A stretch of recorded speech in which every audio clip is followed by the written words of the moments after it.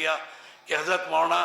شاہد صاحب سالمپوری نے کسی موقع پر لکھا کہ شاہ صاحب 4 سال تک مظاہری روم میں رہے ہیں۔ میری معلومات کے مطابق کہیں کسی سوانح نگار نے، کسی مقالہ نگار نے شاہ صاحب پر گفتگو یا کام کرنے والی کسی شخصیت نے کبھی کہیں یا نہیں لکھا۔ یہاں میں سمجھتا ہوں اس کی بہترین توجہ ہے کہ جس طرح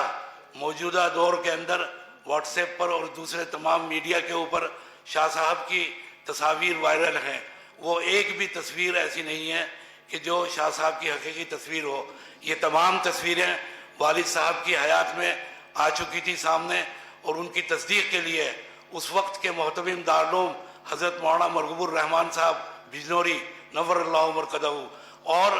دارالعلوم دیوبند وقف کے محتمم حضرت مولانا محمد سالم صاحب قاسمی، جنہوں نے اپنی کمسنی میں حضرت اقدس شاہ صاحب کی زیارت کی تھی اور بکثرت کی تھی، اور ان کے منجلے فرزند حضرت مولانا اکبر شاہ صاحب جو حضرت مولانا محمد سالم صاحب قاسمی کے کلاس فیلو ہم درس اور ہم سبق تھے شعبہ فارسی میں، انہوں نے زیارت کی اور انہوں نے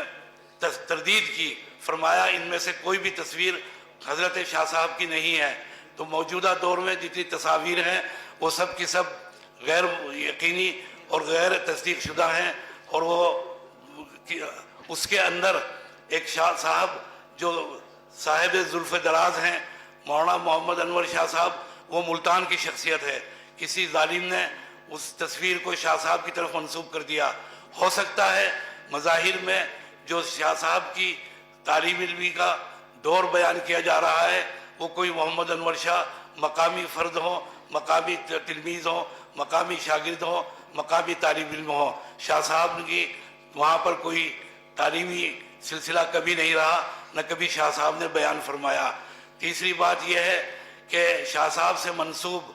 جو مشہور واقعہ ہے ان کی قوت حفظ کو بیان کرتے ہوئے ان کے مصر کا سفر، ان کے شاگرد رشید شارح بخاری حضرت مولانا سید احمد اللہ بجنوری نے واضح صاف لکھا کہ شاہ صاحب کا کوئی سفر مصر کا ہے ہی نہیں، کوئی سفر کیا ہی نہیں۔ تو یہ واقعہ بھی خلاف واقعہ ہے اور اس کے اندر بھی کوئی حقیقت نہیں ہے۔ ان تمام چیزوں کی وضاحت ضروری تھی اس موقع کی مناسبت سے، اور اس کو غنیمت جانتے ہوئے میں تمام حضرات کا شکریہ ادا کرتا ہوں جن حضرات نے یہاں پر مقالہ نگار تشریف لائے اور انہوں نے شرکت فرمائی، اور جو صاحب رحمانی صاحب وفات پا گئے اور شہادت کے درجے پر فائز ہو گئے، میں ان کے متعلقین سے تعزیت مسنونہ بھی پیش کرتا ہوں۔ وآخر دعوانا ان الحمدللہ رب العالمین۔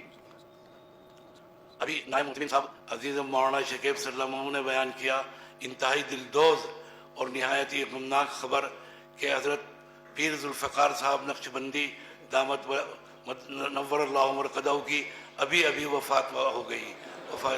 انا للہ و انا الیہ راجعون۔ آپ سب حضرات سے دعائے مغفرت کی درخواست ہے۔